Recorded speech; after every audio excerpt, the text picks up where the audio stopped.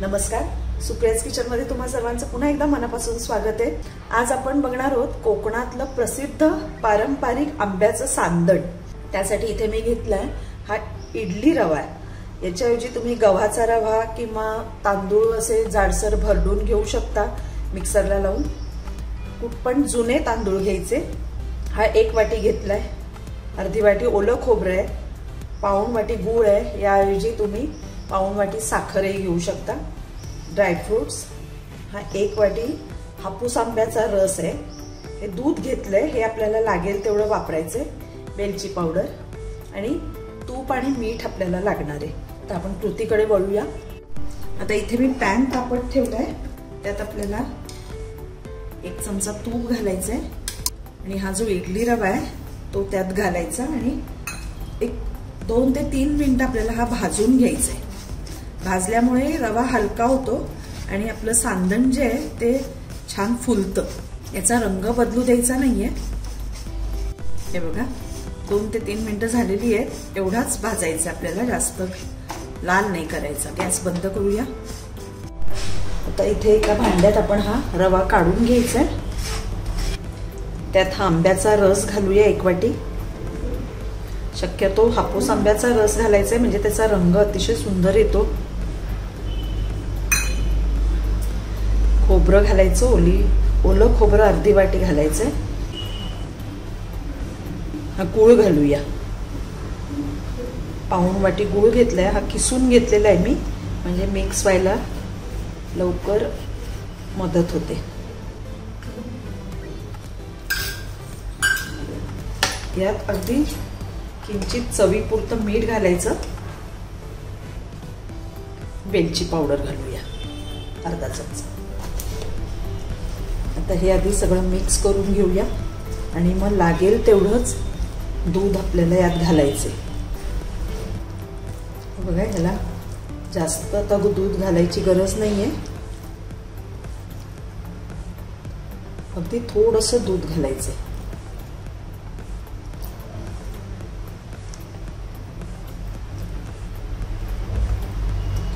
हा रवा भिजण्या इतपतच दूध घालायचं, जास्त पातळ नाही करायचं।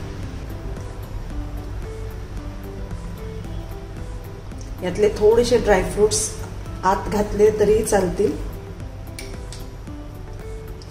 आता हे आपण 10 ते 15 मिनिटं असंच ठेवून देऊया।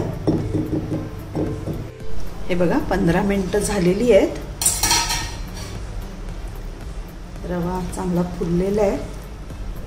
आता यामध्ये आपण पाव चमचा बेकिंग सोडा घालायचा आहे, अगदी एवढाच घालायचा। थोडंसं त्याच्यावर दूध घालूया। हे व्यवस्थित ढवळून घेऊया। इथे मी ज्या भांड्यात आपल्याला सांदण करायचं आहे त्याला मी ग्रीसिंग करून घेतलेलं आहे तुपाने। आता यामध्ये हे मिश्रण घालायचंय।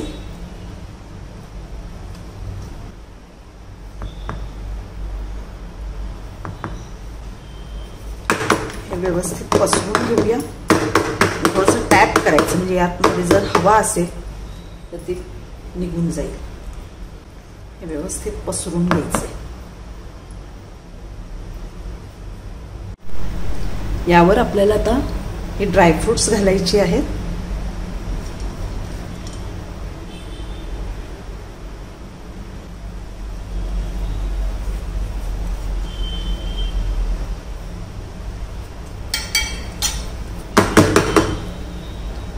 थोडंसं असं तापून घ्यायचं, म्हणजे ते अडणार नाहीत नंतर।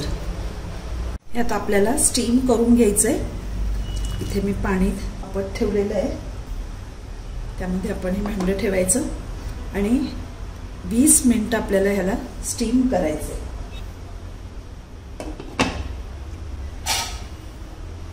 गॅस मीडियम ठेवायचा। बघा 15 मिनिटं झालेली आहेत। आपण बघूया, सुरी घालून बघायचे। थोडंसं चिकट आहे, अजून 5 मिनिटं व्हायला हवंय। परत झाकण लावूया आणि असंच ठेवून देऊया 5 मिनिटं। 20 मिनिटं झालेली आहेत। आपण हे उघडून बघूया आता। परत एकदा चेक करूया। हे बघा आपली सुरी अगदी क्लिअर आलेली आहे। सांदण आपलं झालेलं आहे।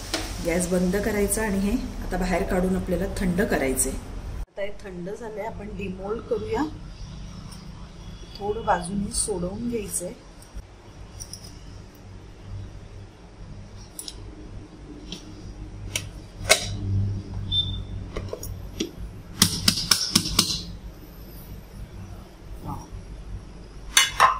हे बघा अगदी छान असं जाळीदार झालेलं आहे, तुम्ही बघू शकताय।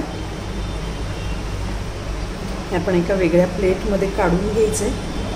आता याचे पीस करूया आपण।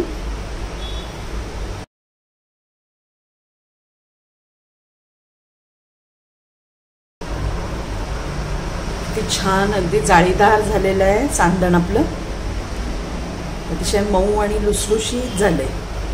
तुम्ही नक्की करून बघा आणि आवडलं तर माझ्या चॅनलला लाईक आणि शेअर सबस्क्राईब करा। थँक्यू।